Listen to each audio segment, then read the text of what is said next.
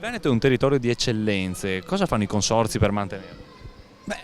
Lavorano quotidianamente 24 ore al giorno per 365 giorni all'anno, investendo 130 milioni di risorse dei contribuenti veneti, quindi dei veneti, a tutela e a salvaguardia di questo territorio. Lo fanno, ripeto, quotidianamente, credo sia una cosa estremamente importante che dà lustro e che dà risposte quotidiane. Noi facciamo la manutenzione ordinaria di tutta la rete idraulica minore. Ricordo che la rete idraulica maggiore è di competenza della Regione e poi c'è quella rete che noi definiamo grigia, che è le aree comunali.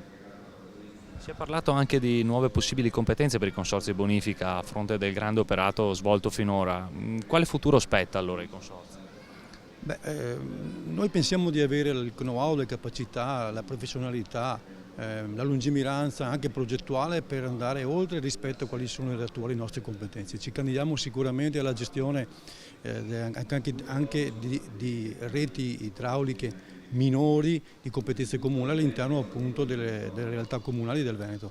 Credo che questa sia una grande opportunità, ma ripeto, questo deve essere un percorso condiviso che stiamo facendo, a cui stiamo lavorando assieme alla Regione, assieme ai comuni, attraverso anche 220 convenzioni che da qui a un paio d'anni andremo a firmare con 220 amministrazioni in Veneto.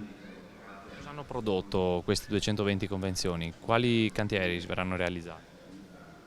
Allora, hanno prodotto e stanno producendo all'incirca 20 milioni di euro di investimenti e ripeto 221 convenzioni che probabilmente sono sicuramente 221 cantieri all'interno appunto di aree di non competenza dei consorzi, di non competenza della Regione, ma che sono di competenza di privati e comuni. Un passo in avanti verso quella sistemazione idraulica dell'area grigia, ma la cosa forse ancora più importante è che stanno producendo a nostro avviso una cosa importantissima, che sono i piani delle acque comunali. Infatti queste 221 convenzioni dovranno anche produrre incarichi, dovranno anche produrre la produzione di 221 piani delle acque comunali, che non sono altro che gli strumenti estremamente importanti di prevenzione e di condivisione di un percorso per dare priorità agli interventi in un territorio comunale.